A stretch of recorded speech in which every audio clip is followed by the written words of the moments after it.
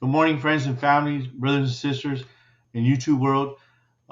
We have the pleasure and the honor of Scott Ritter being on the Real True Talk once again. Um, he's a former Marine intelligence officer who served as a chief inspector for the United Nations in Iraq, leading the search for Iraq's prescribed weapons of mass destructions. He has testified before the U.S. Congress, NATO, and the parliaments of several nations. And he's also the author of 9 books. And we just want to welcome Scott Ritter back to the Real Truth Talk. We're Thanks for just having gonna, me. yes, sir. We're gonna start with some questions that I came up with, and a couple of my friends came up with, and my wife, and then we're gonna answer questions from the YouTube. Okay. First, do you have any things to say first? First of all, do you have anything to say?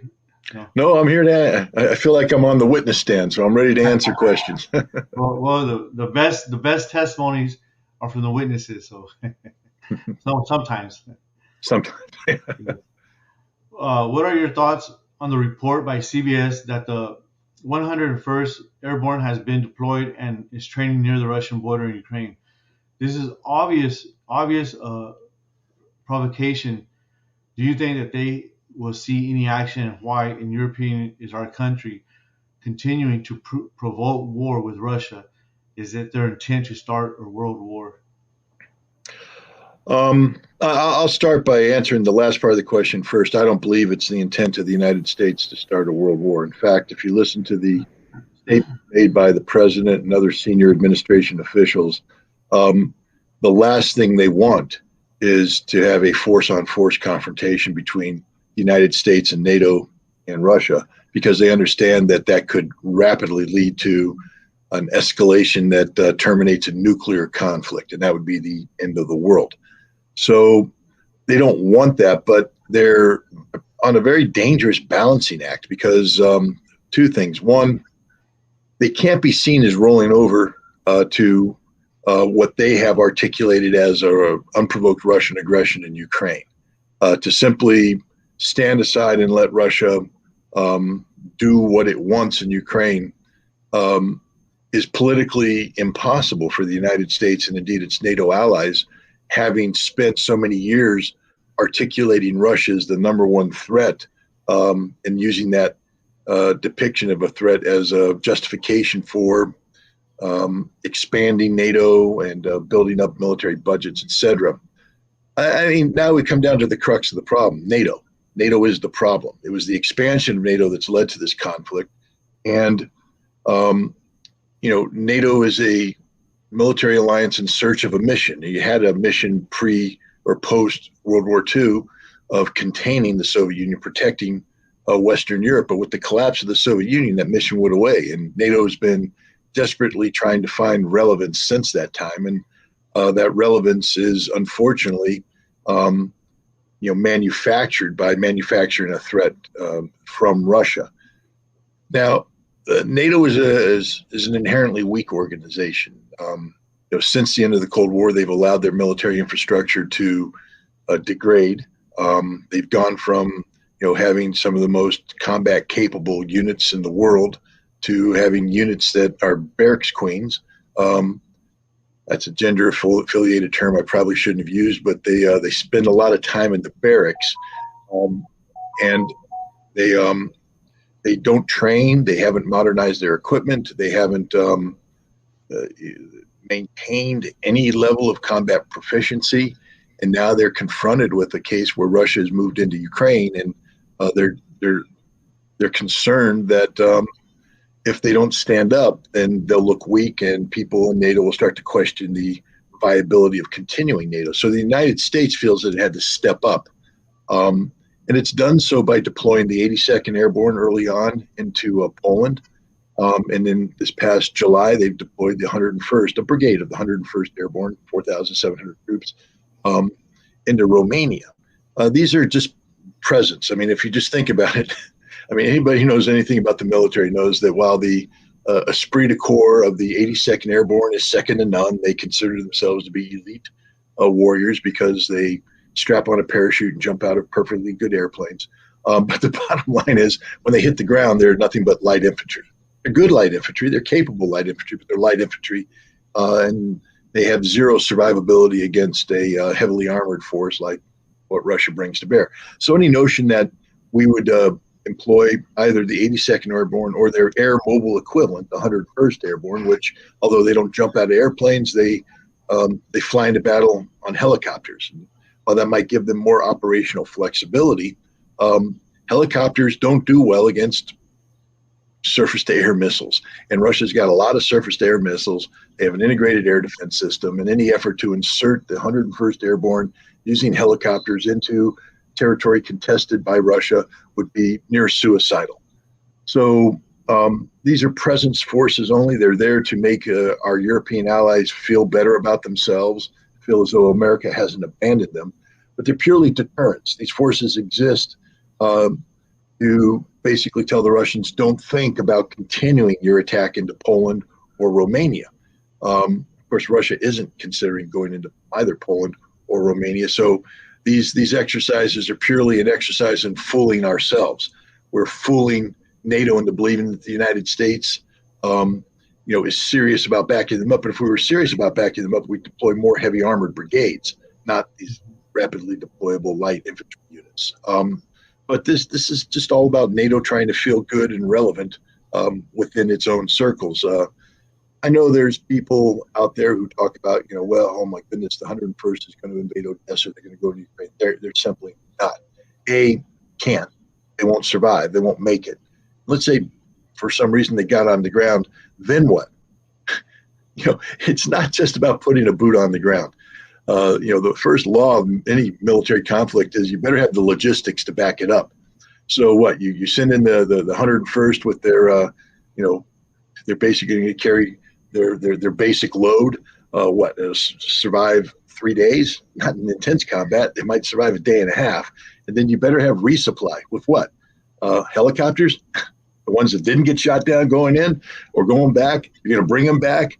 They'll run out of ammunition and they'll all die. And that's just the bottom line. So you don't deploy troops that deep into a conflict zone without running the risk of a bridge too far. You remember the movie from World War II where the 82nd and the 101st jumped in and took two bridges in the Netherlands so a British armor column could go up and capture or reinforce the third town, which was Arnhem, where the 1st British Airborne Division jumped in. But the tanks didn't make it in time, and the 1st British Airborne Division got wiped out by the Germans because they ran out of ammunition, they ran out of logistic sustainability, they couldn't continue the fight. That's what would happen to the 101st Airborne if they went into Odessa. They would go in, it would be a bridge too far, and they would all tragically be killed. And the good news is American military planners know this. So there is no military plan to send these in. All the speculation right now is about the provocative nature of the American deployment. It is a provocative thing on the face of it. But when you dig deeper and you realize that America has no intention of deploying these troops in, and I don't think Russia believes America is going to deploy these troops, it's just part of the spinning up of perception on social media, et cetera. But in reality, I think both sides understand what's at stake here, and the U.S. isn't going to provoke Russia, and Russia is not going to provoke the United States. Okay. According to the RT News, the president of Guinea,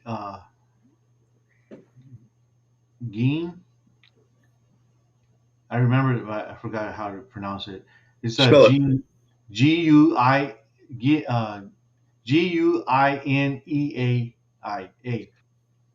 Guinea-Bissau?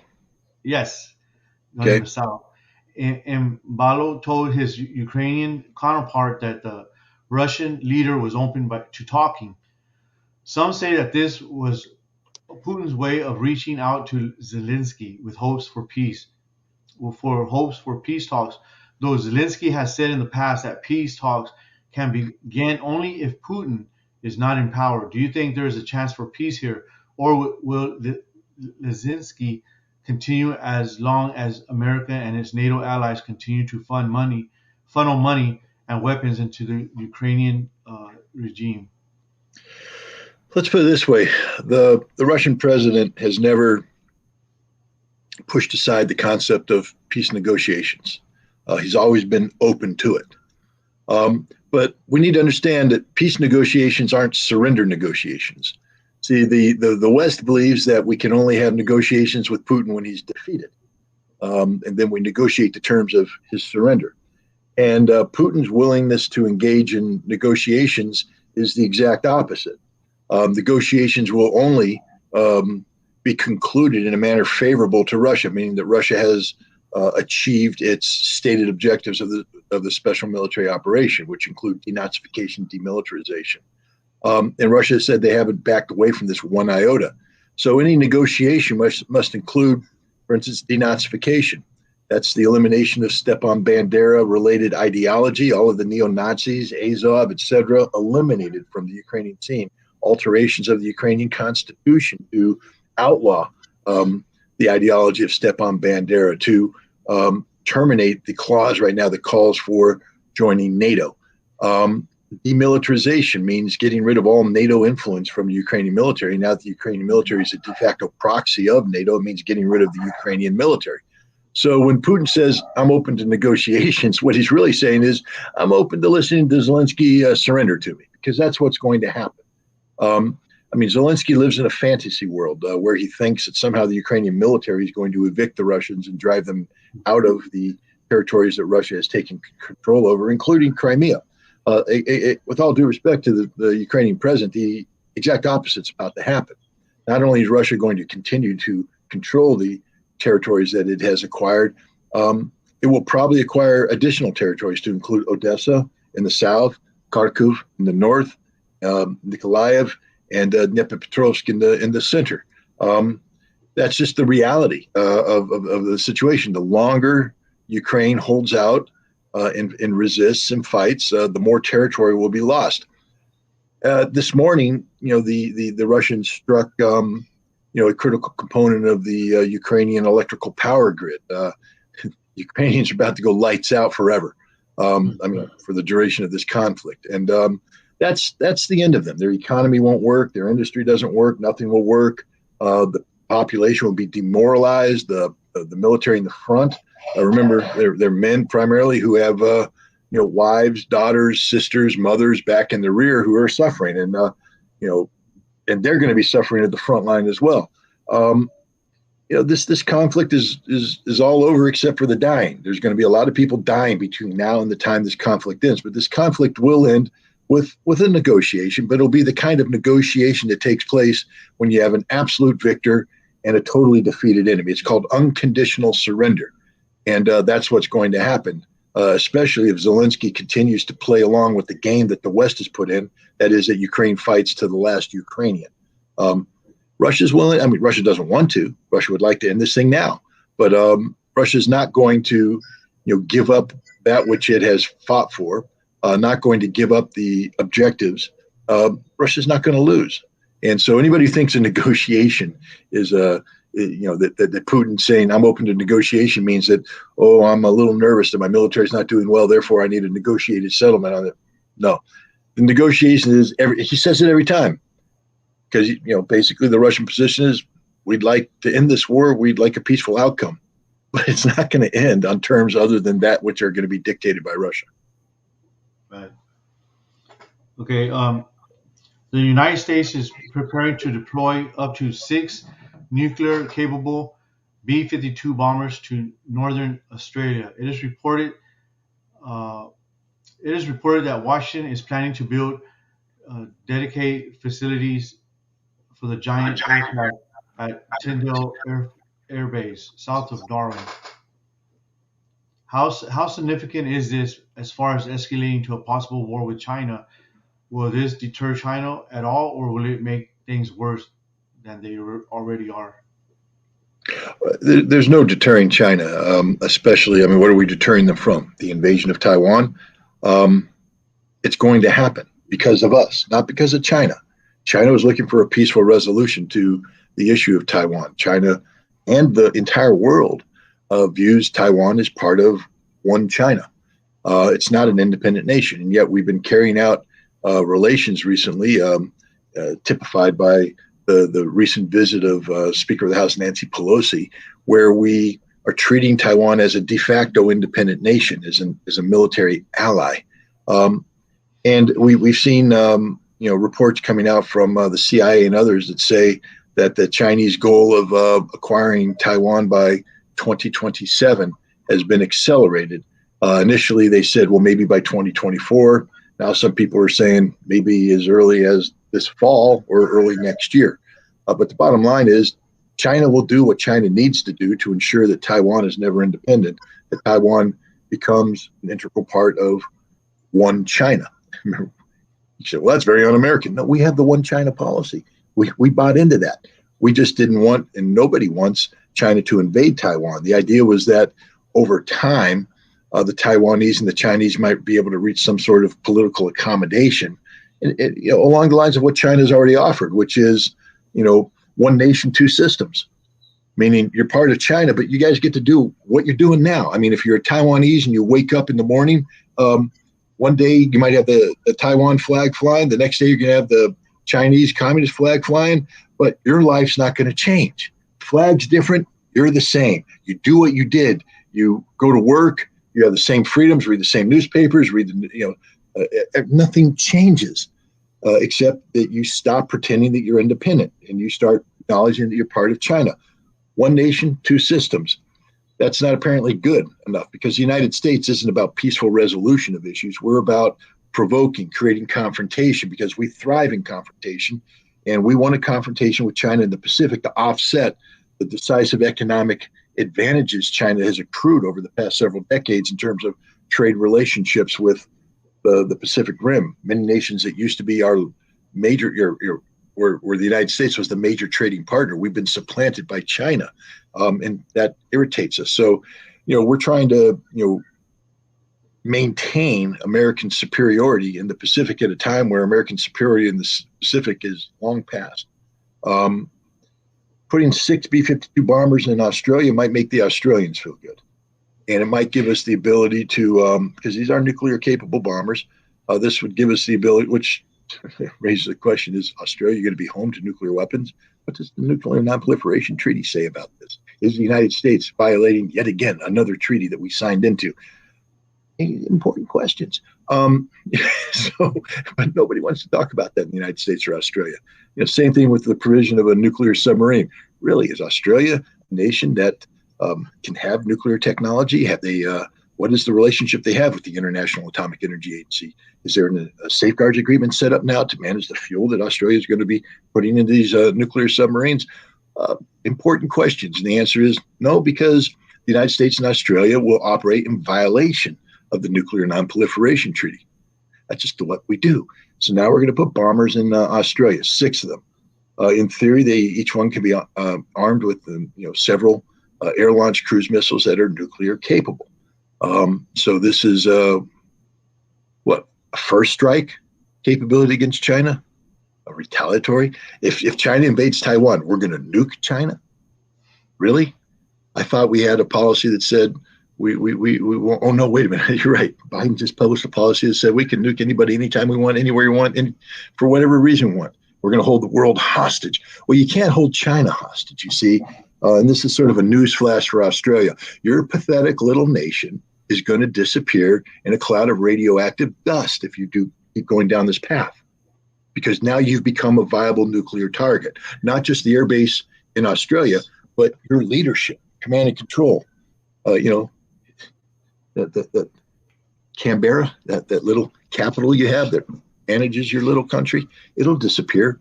So will every other military base. You want to play big boy games, you pay big boy prices. Australia's not a big boy country. Stay away from the nuclear, from buying into the nuclear addiction. A U.S. Air Force general recently threatened China, saying that if they invade Taiwan, the U.S. is going to interdict Chinese logistics on the mainland. Here's the other potential mission for the B-52, a non-nuclear mission, where it could launch air-launched cruise missiles from a distance and attack sites inside China. But okay, put yourself in America's shoes. Let's say for a second Chinese bombers came off the coast of the United States and started firing cruise missiles into American cities. Would we just sit there and take it?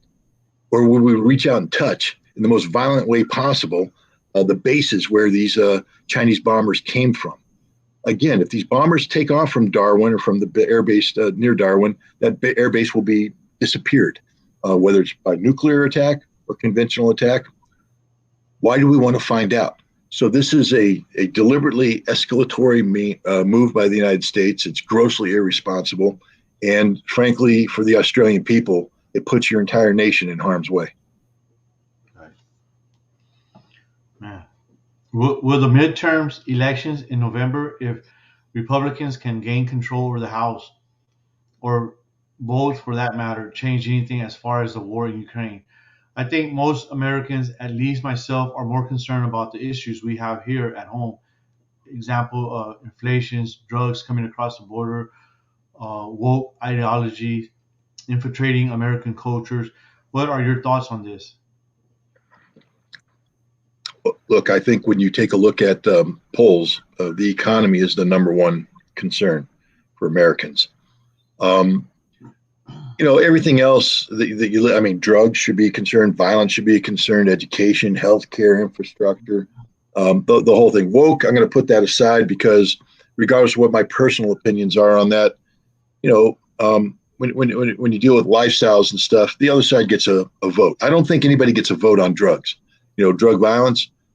I don't think anybody can say I'm pro drug violence. You don't get that vote. I don't think I don't think there's some things where it's sort of black and white. Woke is gray. Doesn't matter where my position is on it. I think you could probably tell, but I think, we have to respect that there are viable differences of opinions, and we should respect them, and they need to have a voice, and the American people as a collective need to decide those issues. And that's done through the electoral process by electing people to higher office who will consider these things within the framework of the Constitution, which provides rights that cannot be abridged by Congress. So, we live in interesting times, but the economy is the number one thing that bothers people, and it is troublesome for many Americans to see, upwards of 60 billion, probably getting close. We're getting close to $100 billion, $100 billion worth of American taxpayer money being thrown away in a war in Ukraine that didn't need to be fought, is only fought because of our policies, and is only being continued because of our policies. We gain nothing from this. In fact, the longer this war goes on, it's not weakening Russia, it's weakening us. It's weakening Europe, weakening NATO, it's weakening everything we claim to stand for. We can't win this conflict. All we can do is kill more Ukrainians, which we're doing, and then squander American taxpayer money, which we're doing. And then what? Let's say for a second when Russia wins, because pro tip to all Americans, Russia's going to win this war. When they win, what do we do now? Having put down such a heavy hand on winning this thing, we now lost. What do we have to do? We have to build up our military forces in Europe to withstand the Soviet horde coming across the border. How much money is that going to cost?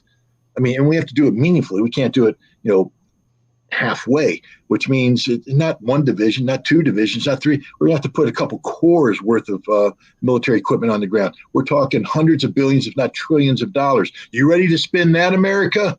I don't think so. That's why we're having this election. That's why the Democrats are going to be pushed out, because of the economy. The problem is the American public is also deeply, has been deeply propagandized about Russia, being anti-Russia. I mean, we just had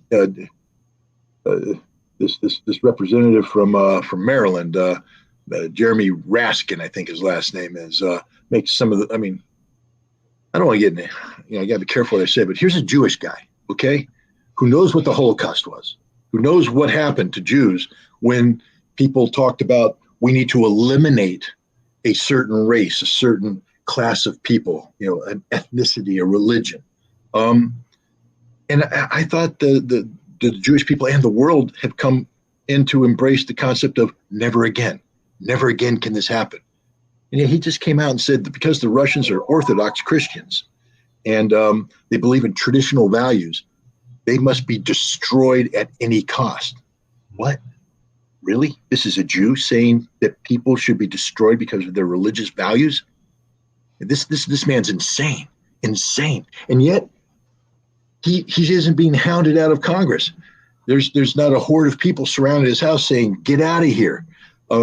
There's too many Democrats who go, yeah, we sign up with that belief. We believe it. And there's too many Republicans going, yeah, we too. We don't really want to say because Raskin's a Democrat. We don't want to be seen as agreeing with the Democrat. But yeah, we don't like Russia either. We don't like Russia either. That's the thing. People keep saying we don't like Russia, but they don't know anything about Russia. They don't know what they're going against. I'd love to have Raskin right here, right now, third screen up there saying, hey, what about traditional Christian values in Russia bothers you so much that you want to destroy them? No, he couldn't answer that question. He said, they're blather. Because that's what he does for a living. He blathers. But this is where we stand. The American public has been brainwashed, actively brainwashed to hate everything about Russia to the point that we allow a Jew, and I don't mean that derisively, I'm saying he's Jewish, to allow a Jew to stand up and say it's okay to target people for destruction because of their religion. Think about that. It's just crazy. But we're not challenging him. We're nodding our head and saying, yeah. So, yeah, even though the Republicans are going to come in, it's going to be hard for them. I mean, they're running on a platform right now that says, we might pull back a little bit from Ukraine. But all it will take is one person to stand up and say, yeah, you're weak. You're giving in to Russia. You're giving in to Putin. You're giving in to the dictators. And they'll go, oh, yeah, well, I guess we got to continue the money going because they stand for nothing. The people we elect to Congress, Republican or Democrat, stand for absolutely nothing, stand for themselves. You really think they care about the economy? They don't. The only economy they care about is their own economy. They care about what goes in their pocket, their bank accounts. But they can't get into Congress where they're allowed to get insider trading on the stock market and make millions and hundreds of millions of dollars for themselves while we, the people, suffer. No, they can't get into Congress unless they lie to us. And right now they know that there's a lot of Americans saying, hey, we're a little uncomfortable with this Ukrainian thing, all that money going over there. So they're probably going, yeah, you vote me in, we're going to solve that problem. But we vote you in, you ain't going to solve anything because you're just corrupt congressional representative who only cares about your own personal bottom line. Until we take the money out of politics, that's what we're going to get. We shouldn't be surprised about it. When we make it all about money, then don't be surprised when the people we elect to office are all about the money, their money. Not our money, not the taxpayers' money, their money, how they get rich. Who underwrites them? Raytheon? Lockheed Martin? You don't think they have a vested interest in what's going on right now in Ukraine, keeping this war going so that they can just make more and more money? I mean, when the Raytheon CEO says, hey, this Ukraine thing is good for our bottom line, what's that mean when you have a congressman who has insider trading, who's ever able to invest into Raytheon, knowing that last week they talked about upping the budget so that more arms are shipped. So he goes and buys a lot of Raytheon stock before that becomes public knowledge. Then it becomes public knowledge, and the Raytheon stock shoots up. And then he realizes, oh, there's going to be something coming out that's going to be bad for Raytheon. So they sell the stock, pocket the profits. Raytheon stock goes down. We get jammed if we buy it. I don't have enough money to buy Raytheon stock, and I wouldn't buy it if I could. But it doesn't matter. It's the people who do get jammed because they don't have the insider trading. Congress does. It's so corrupt. And Nancy Pelosi's like, well, we're allowed to trade just like every other American. Every other American doesn't have the insider information that you do, Nancy. You shouldn't be allowed to own any stocks when you're in Congress. You shouldn't be allowed to have any potential conflict of interest. You should be as pure as the driven snow. You're serving the American people. We pay you your salary from our taxes. You don't need to make supplemental income by manipulating the American economy the way you do, but that's what they do. So that's a long way of saying, yeah, I know what the Republicans are running on. I know what they've said. I don't expect any changes from them because they all lie. Their lips move. They know they're lying. Yes, sir. What would you do, Mr. Ritter, if you were the president right now? If this November was the presidential election and you ran for the president of the United States of America and won, what would be your course of action as president upon entering office? Well, I mean, understand that the president can't do a lot without congressional support. So I would certainly have hoped in my campaign to have attracted people who have similar belief values to run for Congress and convince enough Americans to put them in office so that I would have a Congress willing to work with me to enact these policies. First and foremost, I would redefine national security in terms of the American discussion. Because right now, when you say national security, the first thing that comes to mind is defense. And I would say that the number one priority for national security is the health of the American people. That you can't be a secure nation without a healthy nation. So I would make healthcare my number one priority. I also believe that health is not just physical, but mental. And mental means we need an educated citizenry. So I would make education one of my top priorities. And I also believe that if you're going to live in America, America should function properly. We should have roads that don't have potholes. We should have bridges that aren't in danger of collapsing. We should be able to communicate in a competitive fashion with the rest of the world with high-speed internet connectivity and things of this nature. So infrastructure.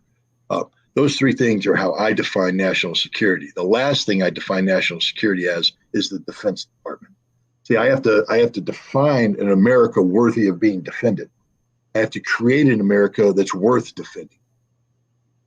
It's not worth putting all your money into a military to defend this collapsing structure. No, I'm sorry. Fix America, then defend America.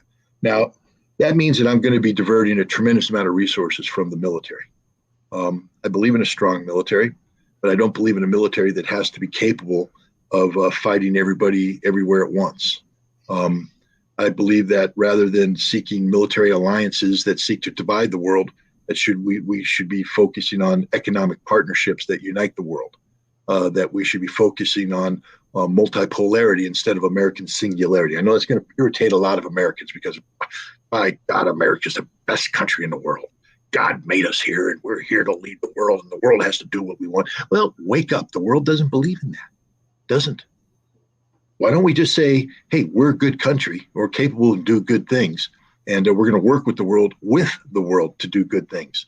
But there might be cases where the world doesn't want to look like us, sound like us, talk like us. You know, not everybody wants to be a duck. They might want to be a goose. Or they might want to be something else because they are something else. American democracy doesn't work here at home. So why are we trying to export it abroad as the greatest thing since sliced bread? Let's fix it here. Let's make it work here.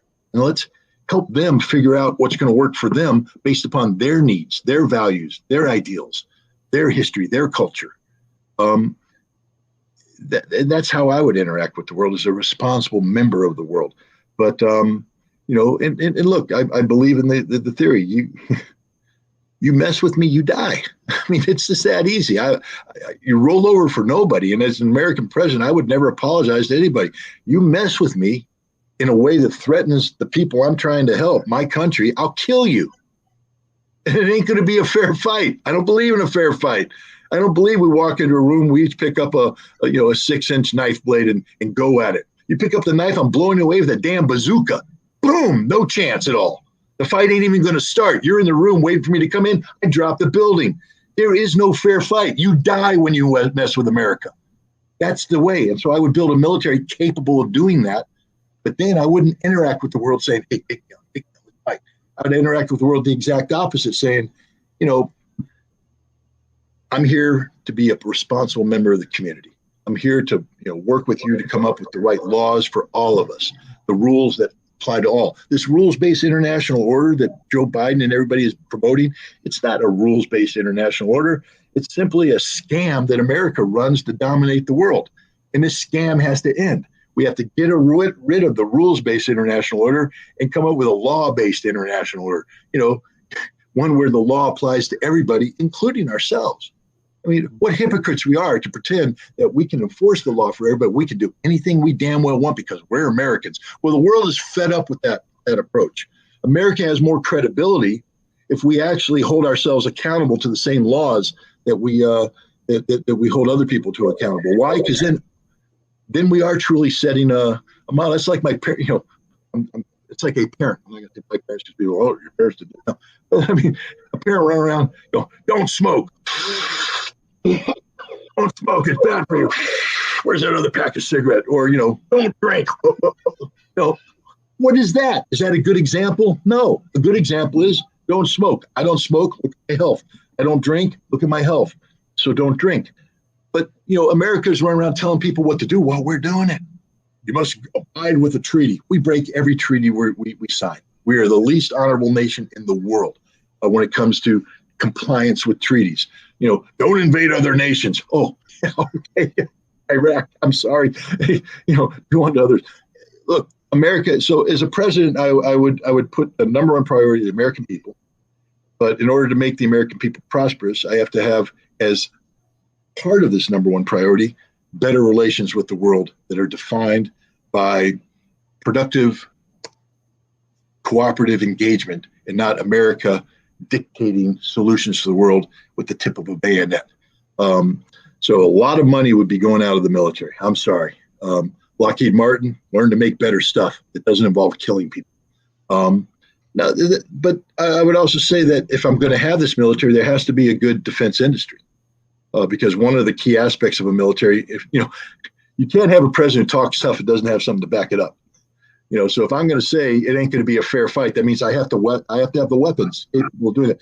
Now, I would also strongly encourage no nuclear war. I would be working toward a zero nuclear war. I would immediately do what Biden promised but didn't do, which is have a sole purpose statement. The only purpose of American nuclear weapons is deterrence, and we are deterring anybody from using nuclear weapons against us. So if you attack us with nuclear weapons, we will respond in kind. That's what our nuclear arsenal is. I would do away with any of this notion of preemptive strike and all that stuff. Don't hold the world hostage to American nuclear power. And once we have a sole purpose, then we have to say, okay, if that's our purpose, take a look at the threats and say, let's reconfigure our nuclear arsenal so that that's what we do. We have a retaliatory capability, not a first strike capability. So I would get rid of low yield nuclear weapons and all this crap. I would just basically say, you hit me, remember, there ain't a fair fight. If you hit me, your nation disappears. That's my law. You hit me with a nuclear weapon, your nation disappears. Okay, so don't hit me with a nuclear weapon. And now that we both agree that we don't want to use nuclear weapons, why don't we talk about getting rid of them? Because it makes no sense. If I have a shotgun tied up so it's against your head with a string on the trigger, and you have a shotgun so it's tied up against my head with a string on the trigger, okay, we both agree not to pull the trigger. Why don't we just get rid of the damn shotgun? Instead of sitting there waiting for each other to blow each other up, we just get rid of the shotgun and learn to live that way. So I'd be pursuing a meaningful arms control, leading to global zero, and things of that nature. It's just how we interact with the world. And I'll also tell you this, there will be dividends. There will be dividends. The world's tired of America sanctioning them. No more sanctions. I don't believe in sanctions. I believe in free trade. The world, is tired of us telling them what to do. I rather than going in and saying, I want to do business with your country, but before that, you have to adhere to what I believe in. So I'm going to tell you about your abortion policy. I'm going to tell you about your education policy. I'm going to tell you about everything. I'm going to tell you how to run your country before we do business. No. I come in, I go, I want to do business with you. And what you do in your country is your business. I mean, maybe if you're slaughtering people, I don't want to do business with you anymore. Okay, but that's me not wanting to do business. I can't tell the rest of the world not to do business with you. But we have to learn how to be good neighbors, but moral neighbors. A good neighbor minds their own business, but also sets an example by the way they live. And that's what we should be doing. Fix our problems here at home. You know how you get more people to sort of support America? When they land at JFK Airport and they don't see a cesspool. When they land at JFK Airport and they have a smooth transition out of the terminal into public transportation that takes them through a pristine city into this shining example of American modernity. Instead they get a taxi that hits some potholes as they go down the road and divert and road traffic. This honk, come in and they're told, oh, it's night. You can run into the hotel because you get mugged if you stay out too late. Really? That's how we want to show the America to the world, but that's what the world sees. Any airport they land in. So let's fix that. And that would what I'd be doing. I'd be a one-term president because I'd piss everybody off and they'd kick me out. But that's it. And then here's another one. It says, what do your contacts in the military or government, if any, say about our current situation? I don't have that many contacts in the government or the military anymore. A lot of people walked away from because of Iraq. I do have friends who aren't in the military anymore, people who were my peer group. We stay in contact. I will say that my stance on Russia is not a popular stance. I can say that safely. But our friendship is greater than any disagreement we might have on policy. They have their positions. I have my positions. And we are, but we operate on the principle of the best way to work through disagreements is through polite discussion, debate, and dialogue. I mean, one of my oldest friends and I have heated exchanges via email. My wife has read them and said, "My God, you're going to threaten our friendship." I said, "Don't you understand what our friendship is based on?" I mean, when I first met him, we were in the Soviet Union, and it was during the election where George H.W. Bush was going up against Michael Dukakis. And he, of course, was a Dukakis supporter, and I was a Bush supporter. And we would sit in the cafeteria in the Soviet Union and have these debates. Yeah, son of a Dukakis is a wimp. Bush is a major criminal. Dukakis is a wimp. And the Russians were like, man, those guys hate each other. And everybody's like, no, they're best friends. How can they be friends or talking like this? Because that's what makes our friendship stronger, is the fact that they disagree on so much, but we agree on many things, such as the right to disagree. I mean, that's a fundamental thing. And so I have a lot of people that disagree. All I say is this: a lot of people have disagreed with me over the course of time, and but I'm very public in my stance. I write things a lot, and I stand by my record. That's the problem they have with debating me, because all I do is sit back and go. It's like telling me you want to play me in football and you're going to kick my butt. And we're in the fourth quarter and the score is 53-0. And they're still saying, we're going to kick your butt. All I have to do is sit back and go, look at the scoreboard, man. And that's how I feel on most of the issues that we discuss, is that I've been on the right side of history. History has proven me correct. That doesn't mean that I don't make mistakes. That doesn't mean that sometimes I get it wrong, because I do. I'm only human. I mean, we can talk about intelligence all you want, but that's military intelligence, which is inherently contradictory term.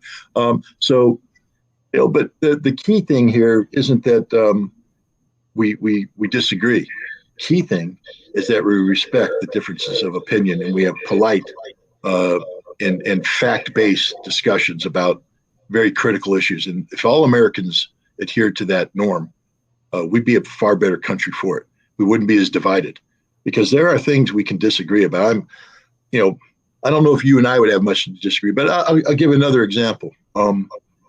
A female colleague, Air Force veteran, very honorable, hard-serving person, tested by many trials and tribulations through her military service. She is very progressive, very progressive, and I'm not. But she and I will get together, and her family, my family will get together, and we'll just have a great time together, because we sort of dig the fact that we're so opposite, that she's who she is and I'm who I am, and we can disagree on some pretty fundamental things. And yet what we agree upon is being good people, that good people take care of one another. Good people are there when somebody needs help. It doesn't matter what her opinion on X policy or Y policy is. If she needs help, I reach out and I help her. It doesn't matter what my opinion is on A policy or B policy. If I need help, she reaches out, and she did. She's one of the few people, I can't say few, but she stuck with me through thick and thin. And, and you know what I'm talking about here. So there was no abandonment. There was no this. It was, I'm sticking by you because you're my friend. And that's what it's all about. Good people being good to one another, regardless of their differences of opinions. Right. Mike Adams from, I don't know if you've heard of Natural News, is always talking about white hats in the government, military who are against everything in current administration is promoting and are working behind the scenes to turn things around. Is there anything true to this, to your knowledge, and is there anything you would like to get out there that the average Americans do not know about regarding the war or future of our country? Well, I don't hold any deep, dark secrets about the current war or the future of our country. I think I wear my heart on my sleeve, and I and very open about it. So there's nothing more I can say than I've already said. I will say this about the so-called white hats. They should all be found and fired. Why? Because the military doesn't get to do that. You know, who elected the white hats? Who? How many votes did they get in the last election? Not a single damn one. So why do they think they're suddenly empowered to act behind the scenes, to fix things, to turn it around? They don't have that right at all. You and I have that right as citizens. If we're unhappy with what we're seeing, we vote in new people who change it. But the military works for civilian leadership, and that civilian leadership is defined by the American people whom we elect, by who we elect during the election. That's why every election is important. This midterm election is important. But if you're in government service, do your damn job. Don't work behind the scenes. If you oppose something, write a point paper, put it down on paper, send it in. Now, you may get fired, but that's okay. That's what happens. But put it on paper. Try and work with the system. That's how change comes, by saying, hey, boss, I think this is wrong. This is why it's wrong. But if the reason why you think it's wrong is political in nature, hey, in the military, you're apolitical. I know we get to vote. We get to have political opinions. But at the end of the day, we have to salute and obey whomever is elected in that commander-in-chief position. I can tell you, I went in the military under Ronald Reagan. I had no problem saluting and obeying Ronald Reagan. I had a huge problem. I had no problem doing the same thing with George Herbert Walker Bush. I went to war but under George Herbert Walker Bush's command. Bill Clinton, I had huge problems with that. Didn't change anything I did. My job was to salute smartly and obey the orders, not to sabotage him behind the scenes. They'll say, well, what'd you do as a UN inspector? I wasn't a serving member of the United States military at the time. I was serving the United Nations at the time. And in any capacity, I was a civilian. And as a civilian, I get to do whatever the hell I want to do. That's sort of the benefit of being an American. Having the Constitution, freedom of speech. You don't like it? Turn off the YouTube channel. Don't read what I publish. I don't care. I get to say it no matter what. So do you. So does everybody here. We get to do that as civilians. That's our job as civilians. The government works for us. Free press, freedom of speech is for our right to hold the government accountable, not the government's right to try and suppress us. But if you're in the government, especially in the capacity as a serving member of the military, you don't have free speech. You don't. Want proof? Hey, Colonel, Mr. White Hat, stand up right now and say that you refuse to obey the orders of the commander-in-chief because he sucks.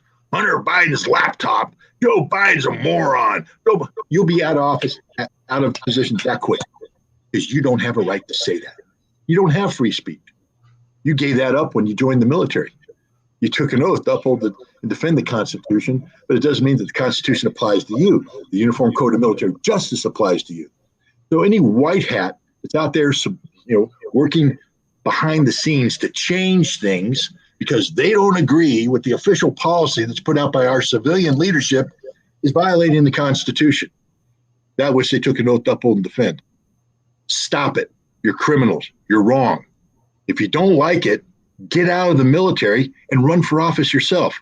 If you want to change things, get out of the military. And if your ideas are so damn good, tell me about them. Don't work behind the scenes. What do I know what you're doing behind the scenes?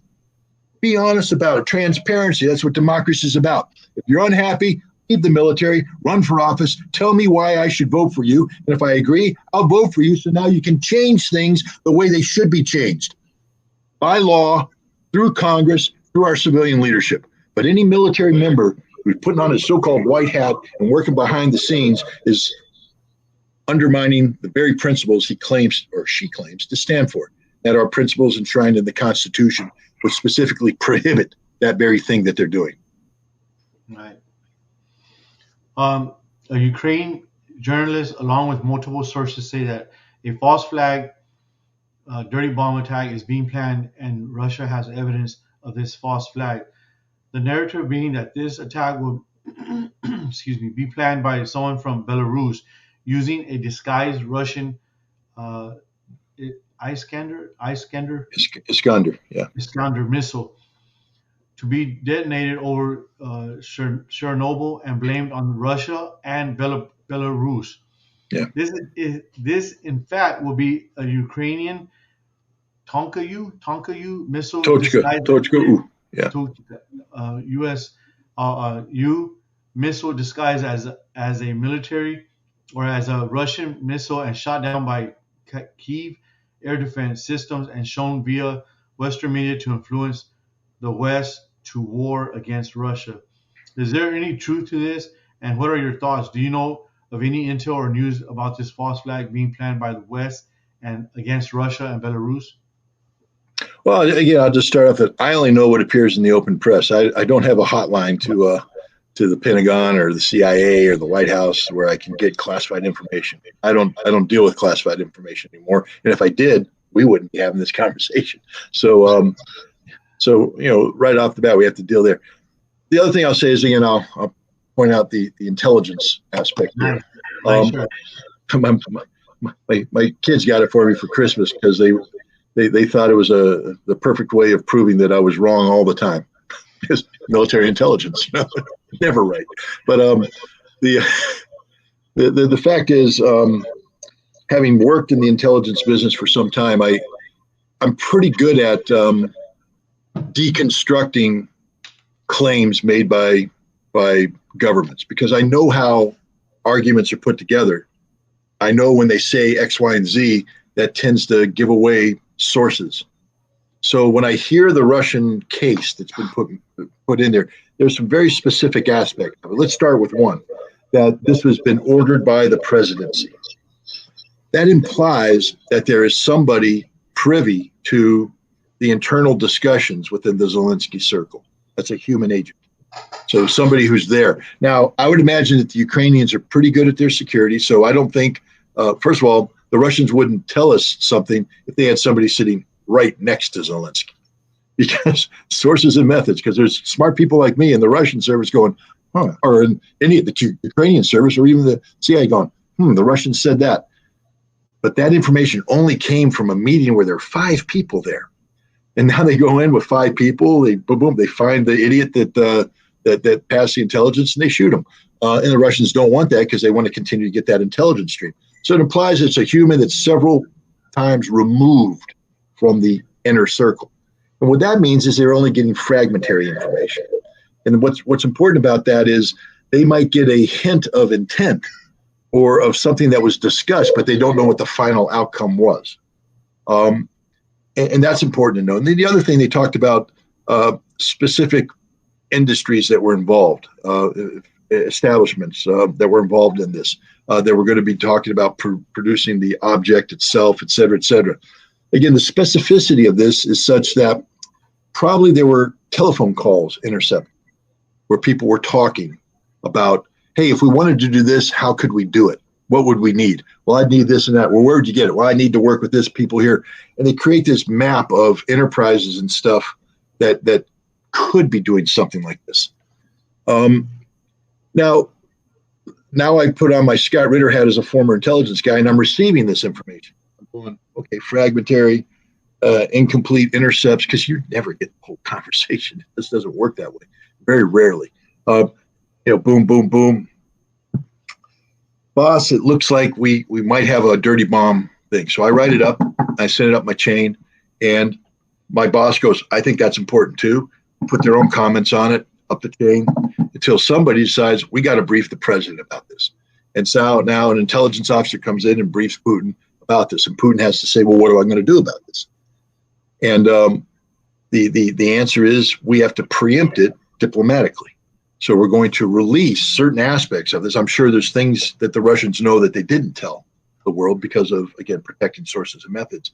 But they put up a statement and they release it, and they have Shoigu, the defense minister, call his counterparts to say, hey, we're concerned about this intelligence stream we're getting. We want to notify you that we won't tolerate this. There will be consequences for this.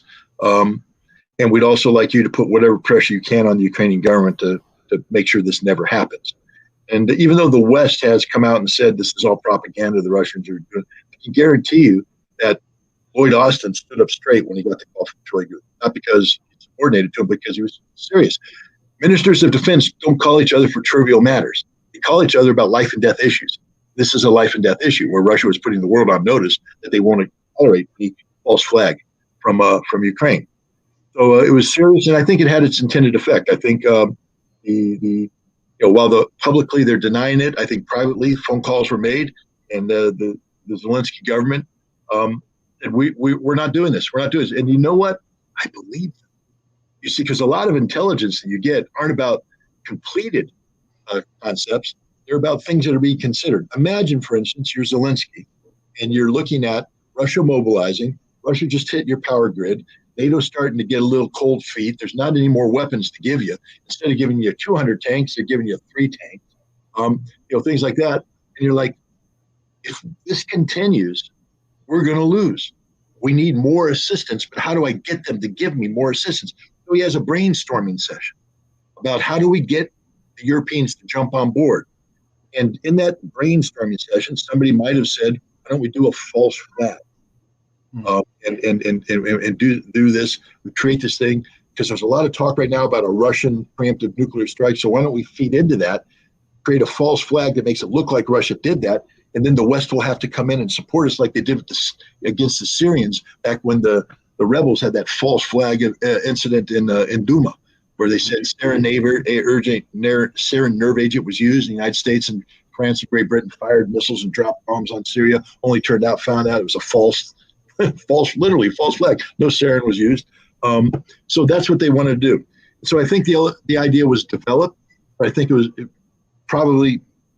it was shot down by the presidency, either before the Russians made the phone call or after. But I don't think there's any threat of this. Let me tell you why. Because let's start with what the Russians are saying. The idea is to fire a Tochka-U missile, which is a unique category of missile only the Ukrainians have right now. The Russians used to have it. They've retired it.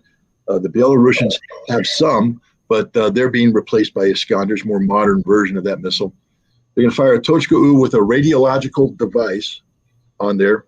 They call it a dirty bomb, but the idea of this radiological device is it's going to be intercepted by Ukrainian air defense, and then it's going to blow up.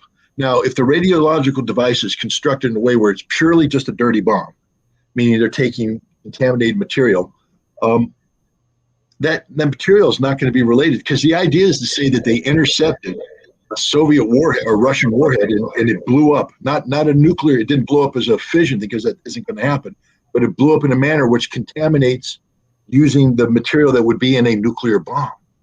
So there has to be unique material there, not stuff that comes from a nuclear reactor per se. So right off the bat, that has to be a very sophisticated device that when it gets hit is going to spew material that one would expect to find if a nuclear bomb had suffered a fizzle, meaning you get hit, one of the nuclear charges goes off, but it doesn't do the compression. It just goes off, and instead of the big fission device, you get a fizzle, and there's going to be unique signature for that. So first of all, the people doing this have to know a lot about nuclear weapons. Now, the Ukrainians have these people.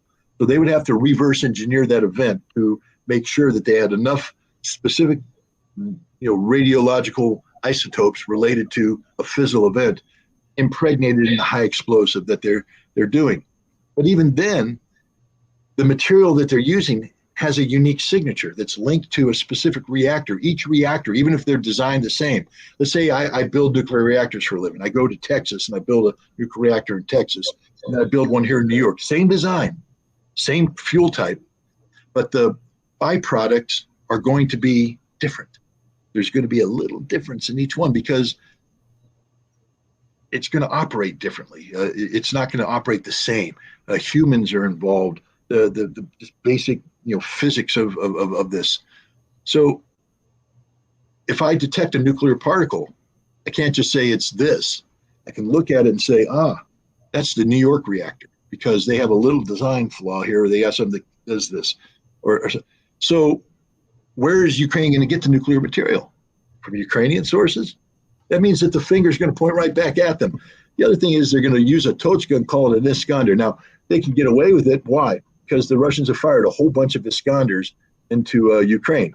But then they're going to seed the area with Iskander remnants and say, See, these are the Iskander parts that fell from the missile that we intercept, because they have intercepted Iskanders. So they have Iskanders that have been intercepted.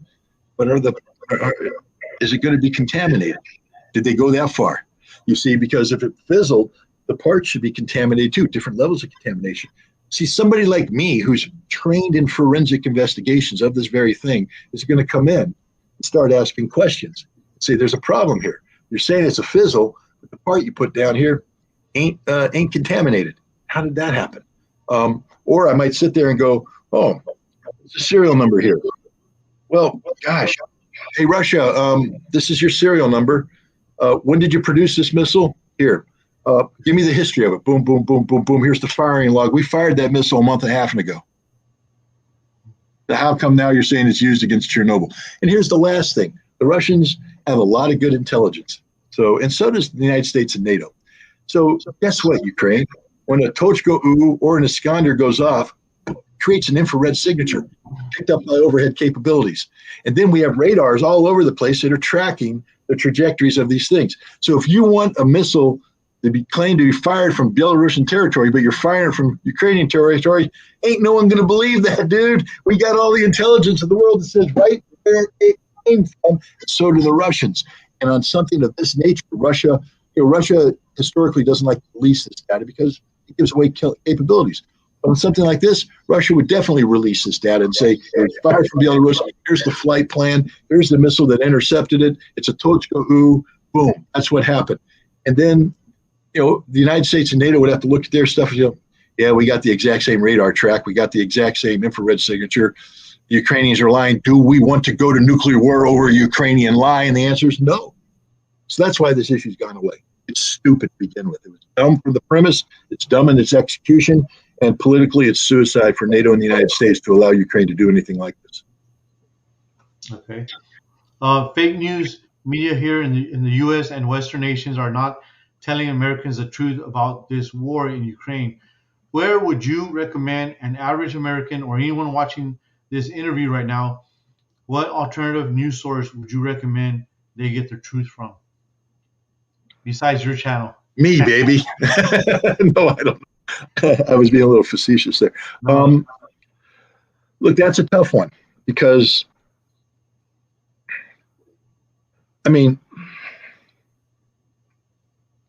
there's no single source out there that I could say this is 100% reliable. The Russian Ministry of Defense does daily briefings, but they're only putting out the side of the story they want to put out. I read it. I don't think they're lying about anything. But when was the last time the Russians said, last night we got hit by HIMARS, they took out 2 command posts and we suffered 86 dead? When was the last time Russia said, yeah, we launched a counterattack, but the Ukrainians hit us with artillery and Javelin missiles and we lost 16 tanks and 200 dead? Russia doesn't release this kind of information, but it's happening. War is ugly. Even when you're winning, you're losing. And what I mean by losing is you're losing people, you're losing equipment. Just take a look at Marine casualties on Okinawa in World War II. Up until the end, right before the Japanese surrender, we were getting slaughtered. If I took that snapshot of Charlie Company get hit by Japanese artillery and a Japanese attack, and Charlie Company suffered 30% casualties, because look at the casualty rate in Okinawa. We took heavy hits because war is hell. Same thing in Germany. Up until the very end, Americans were dying in Germany in large numbers. If you take a snapshot of that, you'd say, oh my God, Americans losing the war. No, we're not. But war's ugly business.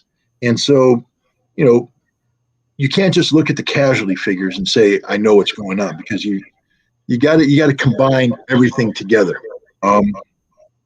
This is what I try to do. We both know I've been wrong on some things. Okay, I accept that. But it's not because I want to be wrong. I'm trying to be right. But, you collect the data that you can get. And it's imperfect data. It's incomplete data. Can't believe what the Ukrainians are saying. I can't believe what NATO's saying. I can't believe what Russia's saying. I can't believe what anybody's saying. But I have to take all their data, put it together. And then what I try to do is go back on my military experience and try and reinterpret this data to see how it makes sense. because everybody can't be winning and everybody can't be losing. Somebody's winning, somebody's losing overall. What does the data point to? And you also have to look at force structure. One of the big takeaways from this is an artillery-driven war, and Russia has a significant advantage in artillery. So you have to factor that in when you do your calculations. Russia is able to bring to bear far more air power on the battlefield than the Ukrainians are. So you have to factor that in. The Ukrainians can offset some of this with American-provided intelligence that links up to HIMARS that allows, very precise, kill shots. So it's not like all the, Russian multiple launch rocket systems where 400 missile rockets get sent and 16 hit their targets. When HIMARS fires, if the rocket makes it in, it probably hits its target. So they fire 12. Let's say 6 get through, 6 targets hit. That's pretty good.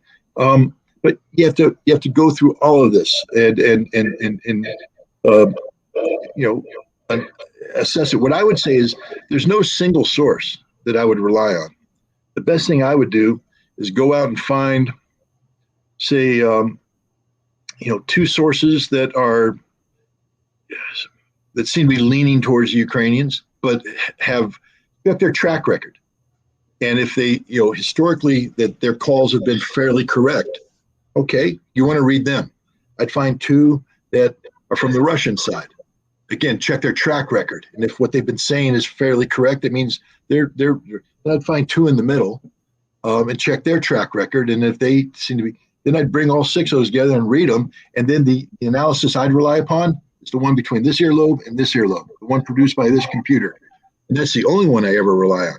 Don't ever hold yourself hostage to something you get from the internet or something you read. At the end of the day, make your own, conclusion. It takes a lot of work. It takes a lot of time, takes a lot of effort. And I know everybody wants the shortcut. You want to go to the one source that's correct, but there is no one source that's correct. No, even if you say, well, Scott Ritter's correct, not all the time. Plus, you don't know my motives. I could be fooling one right now. I could be a paid Russian agent who's sitting here trying to spew, Russian crap down your throat, but I've disguised myself as a sheep and you're buying it. Now you're under the influence of Russia, whether you knew it or not. Assume the worst in everybody who gives you information and trust but verify, the old arms control phrase, verify, verify, verify. Challenge everything. If someone says something, find out where the source came from. Find out what the data is. But ultimately, it's like any question. It's up to what you believe, what you've done to inform yourself. Knowledge is power. You empower yourself by acquiring knowledge. So the more people that you can listen to, the more data you can receive, the better informed you will be as a person. And I hope I'm playing a part of that. I'd like to be a part of that. That's why I'm doing this. I don't like to look at myself on camera, and I don't like to listen to myself afterwards. But people say that this is valuable. Okay, so I'm here, I'm talking, I'm putting it out there. But please don't rely on this alone. No, use this as maybe a step in the direction of finding more information, empowering yourself. But it takes work. And again, I can't tell you what to access, where to access it, how to access it. You got to do that. Telegram has a lot of very useful channels on it, but it also has a lot of crap on it. Twitter used to be okay. Now the NAFO team has come in and just drowned it with, I can't use bad words here, but they basically their job is to drown out any debate by overwhelming it with just garbage. That's their tactic. They say that's what their tactic is. They use a specific term. It's with the S. Their job is just to sit there and flood everything to drown any debate, promote a single line. So Twitter is becoming sort of useless. Telegram needs to be discerning. You have to be careful what you buy into. Then there's other people out there. The Duran is a podcast that does a very good job. I would say that anything that I'm on when I do it with you or anything else could be listened to, but don't rely on it totally. Just listen to it, balance it. There's just lots of platforms out there that try to do something similar to what we're trying to do here today. So if you have the time, listen to as many as you can, and then empower yourself with your own point of view. Okay. Can you talk about the U.S. sending upgraded B-61 12 airdrop gravity bomb systems, originally slated for next spring, that is now planned for this December. The B-61 bomb is a family of bombs. There have been several iterations of it. But basically, we have a certain number. That number is classified, but it's between 60 and 120. In Europe, at a number of bases, that number is classified, but it's between, say, 3 and 5. And these are the bombs that we use and that we've provide to NATO. See, NATO has a lot of non-nuclear nations in there, but they need assurance in terms of the nuclear umbrella that if Russia or Soviet Union in the past would go to war, then America just wouldn't abandon them. So they want to buy into the nuclear enterprise. So we provide the bombs, and they have specific aircraft and aircrew that are trained to deliver these bombs. And in time of war, the United States would release these bombs to these NATO aircraft, and they would use these bombs as part of NATO's nuclear deterrent. So it gives everybody a buy-in to that. Each bomb has different capabilities. The older bombs were crude. They just were large, multi-megaton bombs designed to flatten everything. Since then, our nuclear postures become more agile, I'll say, meaning that we're going away from just purely nuking the hell out of everybody to maybe we can do a limited nuclear strike, or we can do this, that, and the other. So we have, there was a series of B-61 bombs that had dial-in yieldage, so that we weren't limited to just a big bomb, that we could say, here's the target. Maybe we don't want to hit it with 100 megatons. It's too big, but we don't hit it with the multi-megatons. Maybe we want to dial it down to 100 kilotons. Ooh. It's still going to kill everybody, but so we dial it in. Then we have bombs that have to penetrate. You see, right now we have bombs that, if they hit a reinforced thing, they hit it with pressure, but maybe the pressure isn't enough to collapse the structure. So we want a bomb that has a penetration capability, so it can penetrate in before it detonates underground. So that's a different kind of B-61 bomb. And now I believe the most recent one is a penetrating low yield. I have to go in and double check on that, but it's basically a low yield weapon is one that doesn't destroy cities. It's one that gives us the option of a limited nuclear war. Now, the funny thing about a limited nuclear war is if one side thinks it's fighting a limited nuclear war, but the other one isn't, it ain't limited.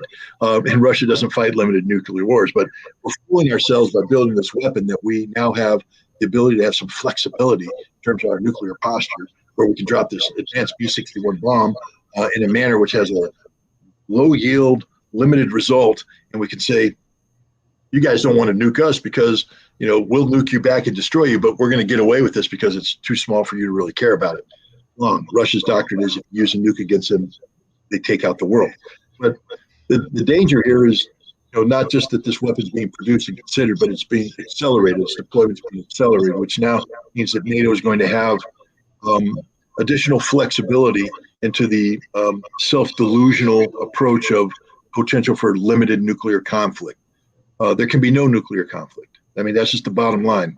So this weapon is one of the more dangerous weapons in the world, not because of its destructive potential as an individual weapon, but because it leads people to believe they can get away with using a nuclear weapon without suffering consequences. But you will always suffer the consequences of nuclear weapons usage. There is no such thing as a limited nuclear war. And if you use a nuclear weapon of any size against Russia, they will hit you with everything they got. Okay. This is my last question on my questions, and then I would like to take a couple more on YouTube. So sure. This is the last one that I have written down. Is Russia and Britain on the brink of war due to Russia allegation that the British Navy not only orchestrated and coordinated, but actually penetrated the attacks on the Nord Stream pipeline, and also that the British were complicit, possibly the M16 and bombing of the Crimea Bridge? Well, I don't know about MI6 and the Crimea Bridge. I don't have enough information about that. I will say this, that the Nord Stream 2 apparently is based upon Russia gaining access to the iPhone cloud, backdoor access. And they have all the communications between Liz Truss, the former prime minister, and the world, including one where she apparently texted to Anthony Blinken right after Nord Stream was hit, "It's done," meaning Britain did it. That's big. That's a big deal because it's not so much that Britain attacked Russia.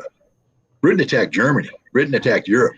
I mean, it's just Europe should be just outraged about this. It shut off Russian gas, but it was a $12 billion pipeline funded by, 49% interest coming out of Europe. It's Germany's lifeline, and they just shut it down. And the fact that she's communicating to Blinken means that there was collusion there, that the United States was aware of the plan, supported the plan, was awaiting feedback, when the plan was implemented.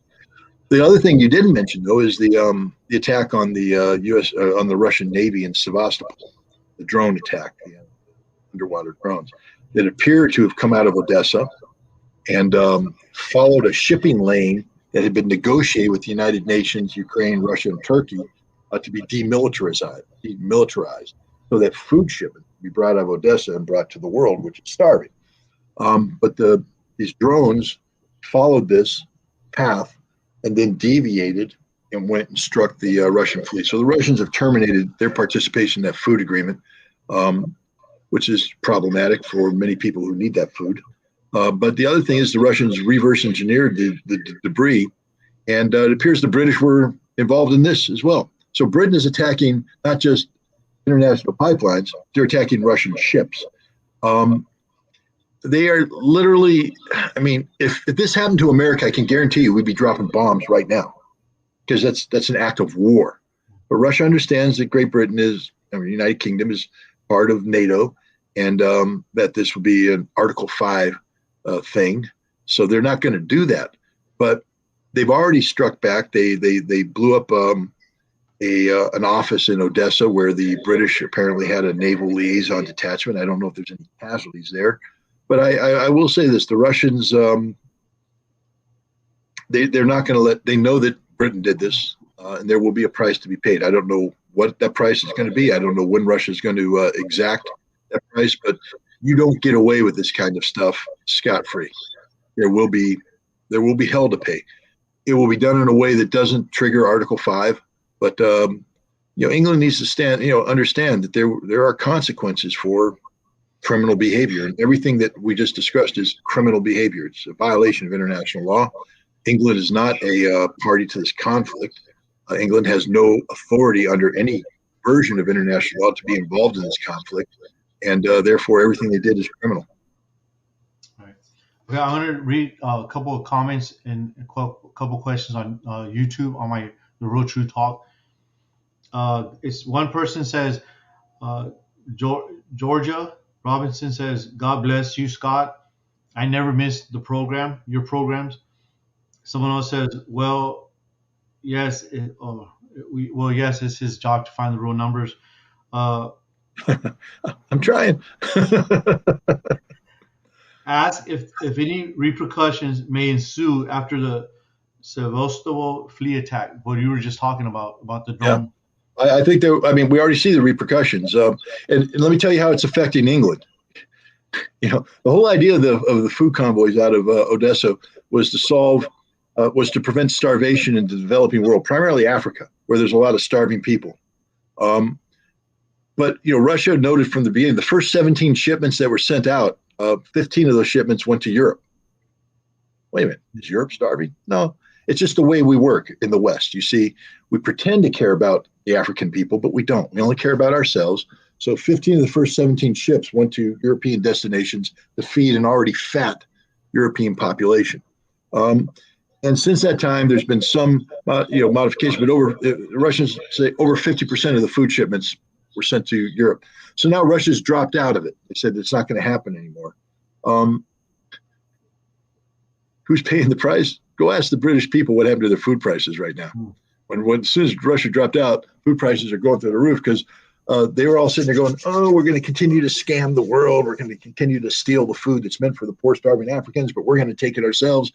And now we don't have any food to steal, which means that They have to pay prices. They have to compete on the market to get food. Prices are going up. Who can the British people thank for that? Thank your government, Liz Truss. Thank the new guy, Sunak. Whoever you want. Don't blame Russia.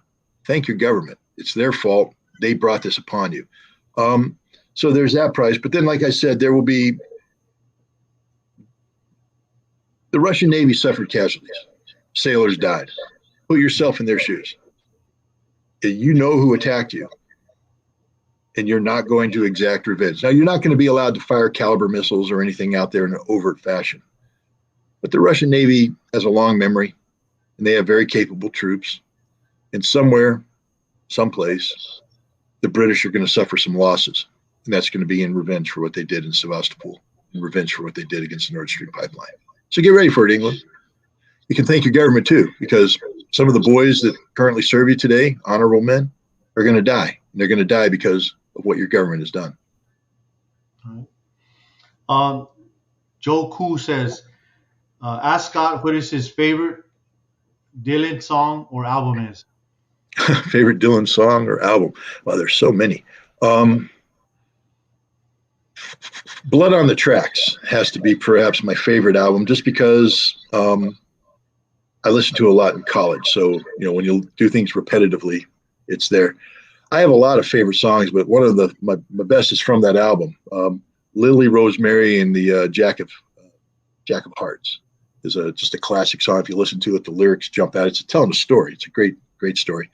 But there's also, he's just done so many good ones. One of my favorite songs of his is not just a song, but when it was played, he did a concert in Japan, and he sang, oh gosh, where A Hard Rain's Gonna Fall.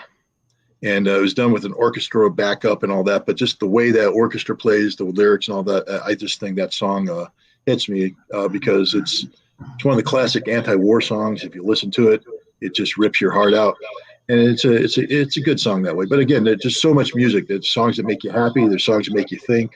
Songs that entertain you. Hurricane is a great song about racial injustice here in America. But we could go on. Dylan he's great. There's a reason why he won the Nobel Prize for literature. It's because he's a poet. He's not just a songwriter, he's a poet. And his lyrics they speak on. You may not like his voice. His voice is unique, but when you combine his voice with his with the lyrics, it's overwhelmingly powerful. Desolation Row. It's just, again, a killer song. Okay.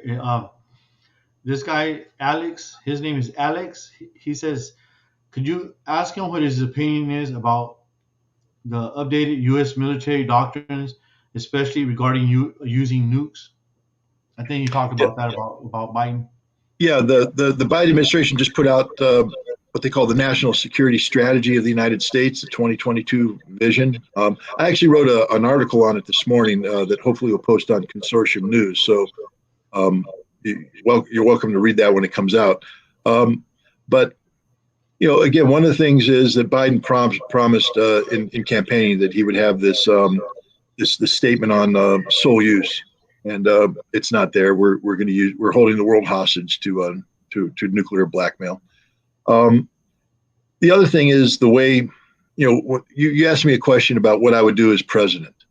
Well, one thing I wouldn't do as president is publish a document like this.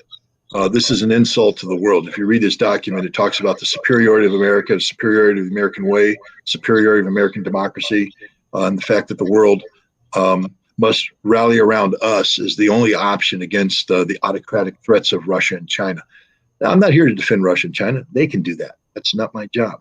What I can say, though, is that if you don't respect the fact, when people keep saying the world is against Russia's invasion of Ukraine, pull up a map of the world and color in the nations that are against Russia's invasion of Ukraine. And you'll find out that our definition of the world is actually very small.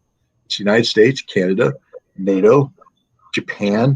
That's about it. And then you get into who's not against it.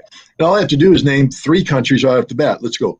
China, India, Indonesia, and I've already got more people there than are in the rest of the world that supports America. So when you say the world is against, that's just misleading. And everything about the Biden doctrine that he put out is misleading because the world does not support this. This document is about American singularity, sustaining the notion that America and America alone gets to determine for the world what is right and what is wrong. And this is a dangerous document, especially when it's attached to a nuclear policy that says we can use nuclear weapons anytime we want against any threat we want, whenever we want. Right. The story of Zelensky reminds me of a guy right out of his tiny village. No offense to villagers, they are usually happy, productive people. It's the inevitable scoop through the level of interactions put in charge of the world affairs. Um, it's it's it's like his mood swings, hatred, contempt, or sense of vengeance should be all resonated globally, especially in other countries where his power should not match that of an ordinary citizen, let alone a national level temporary decision maker to be replaced with another one. This guy is simply interfering with the international affairs, including both other states and other uh, receptive citizens in very destructive and demanding fashion. It's as if the world owes him for being a fool to go to war with neighboring superpower. He went from a comedian to a sad joke. I guess it was just a comment. Well, I'll make first of all, I totally agree with the sentiment, and I agree with that statement. It's bad. But let's think about Zelensky for a second. You say he's a comedian. The irony about Zelensky is this: he made his name. I mean, he was already a popular comedian in Ukraine, but he made his reputation in a show called Servant of the People. And I'm not here to promote Zelensky's economic well-being. It's a pretty good show. It's a funny show. And what makes the show amazing is that he was everyman. He was basically a school teacher who got caught on video by one of his students going off against corruption. And then they posted that video on the internet, and then it went viral and suddenly became a superstar, and he got elevated to be the president of Ukraine. And okay, so he's a man, but then he spends his entire term fighting corruption. And what made the show resonate with the average Ukrainian citizen is that the corruption is real. I mean, it would be if we had a show here in America and we're talking about crime fighting, but it had nothing to do with reality. What makes a crime fighting show real is that anybody who watches it looks at the crime being fought and goes, that's real. That's my neighborhood. That's bad. I'm watching this because I'm entertained. So now they're watching this comedy of this president fighting corruption, and it resonates for every Ukrainian because the corruption is real at every level.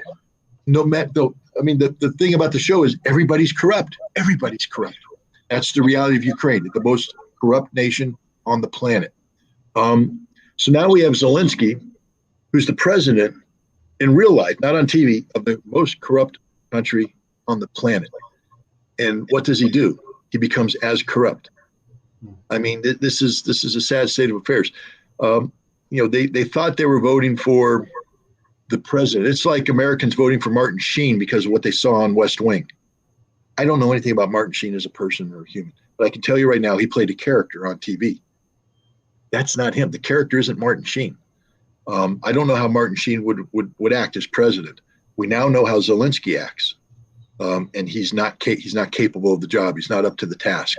He's failing, and therefore, when you're that weak as a political leader, you're susceptible to being used by different powers and different special interests. And in Ukraine, every special interest is corrupt, which means you're being used by the very corruption people elected you to oppose.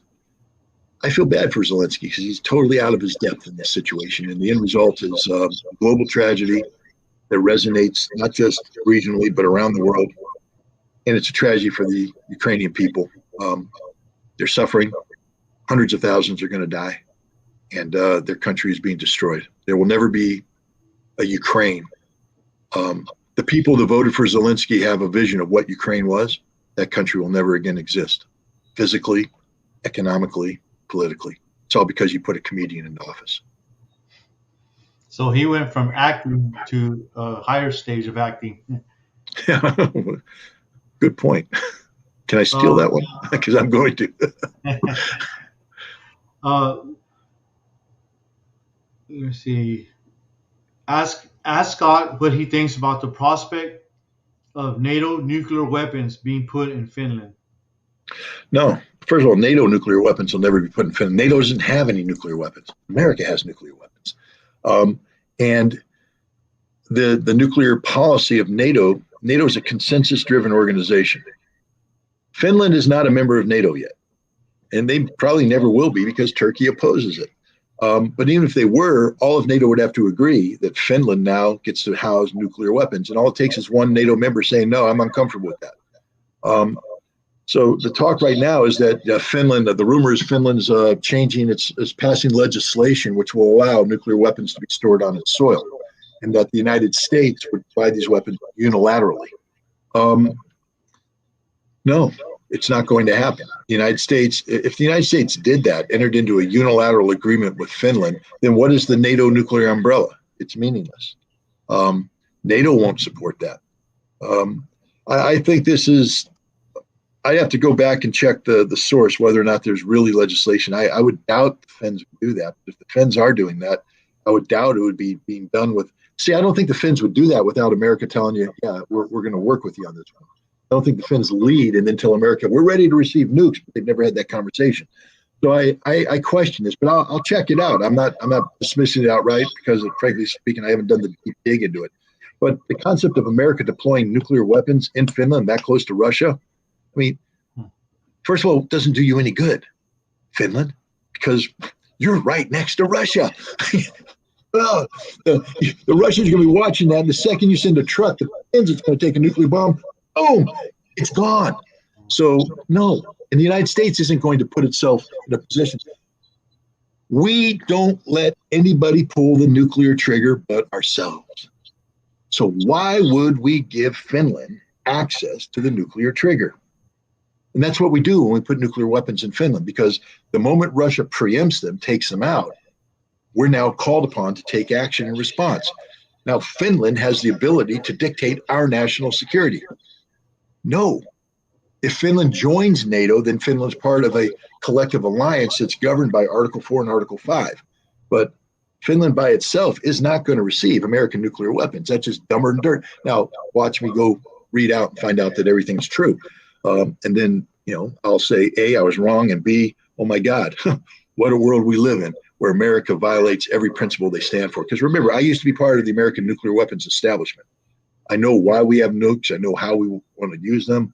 And nothing about putting nukes in Finland makes sense under the policies that I was aware of. Now, there might be new policies. I don't know. Maybe America wants to commit suicide. But normally I would imagine that we don't want to, and putting nuclear weapons in Finland is a quick path to suicide.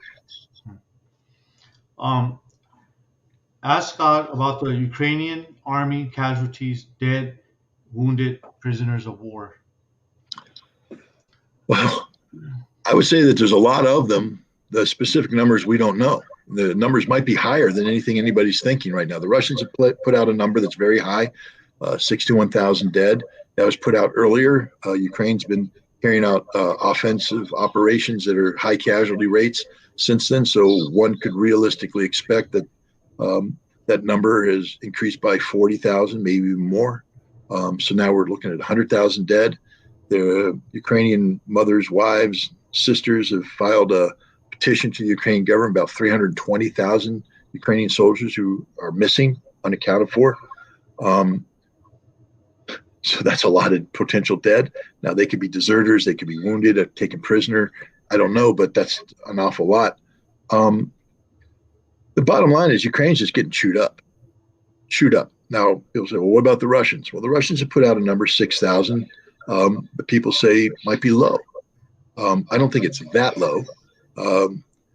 It doesn't include certain categories. It doesn't include Wagner. It doesn't include the Donetsk and Lugansk militias. It doesn't include some of the volunteer forces. So I imagine that you could, given the fact that those other troops are heavily involved in fighting, that you could be looking at closer to 15, 16,000 dead, maybe up plus a couple thousand more, but not significantly more than that. And then on the wounded, you could probably be looking at between 30 and 45,000 wounded. So total casualties, let's say it's 45,000 wounded, 16,000 dead. Quick Marine math, I think that's 45 plus 10, 55 plus 6, 61,000 casualties. That's a lot of casualties, but it's nothing compared to what the Ukrainians are suffering. So, we won't know until the war is over and casualty figures are published. Let's say this: if the Russians are suffering extremely high casualties, they don't want to admit it because that could cause political problems. But Russia is also a nation that has to be responsive to the families of the service members. And if Russia was suffering a lot of casualties that will be underreported, I think we'd be hearing about it on it. So I trust the Russian casualty figures. The Ukrainian figures are just all over the map. I don't trust the Ukrainian government to tell the truth about the casualty figures because they would never survive if they told the Ukrainian people the truth about what's going on. But I think it's a very, very large number. Okay. I just have two more questions. Ask Scott about the possibility of China helping Russia with intelligence. Well, I think there's a level of sharing taking place. We know in the Pacific that Russia and Chinese forces are doing joint drills together. That implies not just operational connectivity, but intelligence connectivity. I think at a strategic level, they have shared strategic interests, so that China would be providing some strategic intelligence. But in terms of Ukraine, China's not positioned to offer anything, I think, of significance.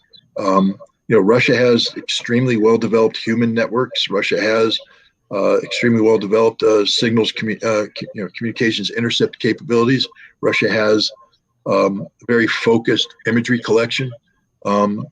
I don't know what China brings to the table that adds to that. I don't think China's involved in tactical intelligence, operational intelligence. From a strategic intelligence standpoint, China probably is providing economic intelligence, political intelligence, and some strategic military intelligence about what's going on in the Pacific. But other than that, who knows? Look, they say that their relationship is friendship. It's stronger than any alliance. And I think so long as Russia and China have this kind of cooperative attitude, it shouldn't surprise anybody that there's intelligence sharing taking place at the highest possible levels. Okay, this is my last question. A guy, I don't know how to say his name, but he wants me to ask you, do you believe that the devil is real? I believe that there is good, and I believe that there is evil. How you want to quantify evil is up to you.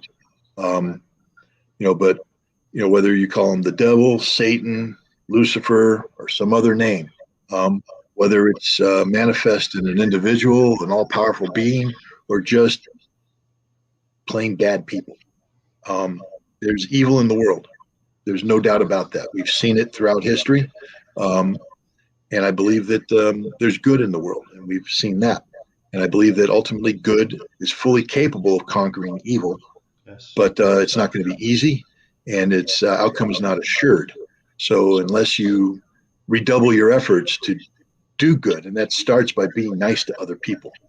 Being good means respecting other cultures, other religions. Being good means seeking a nonviolent solution to a problem that probably offers up a violent solution. Pick peace over war. Pick helping people over kicking people.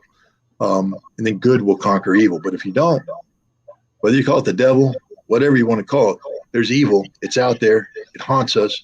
And unless we guard against it, it can defeat us.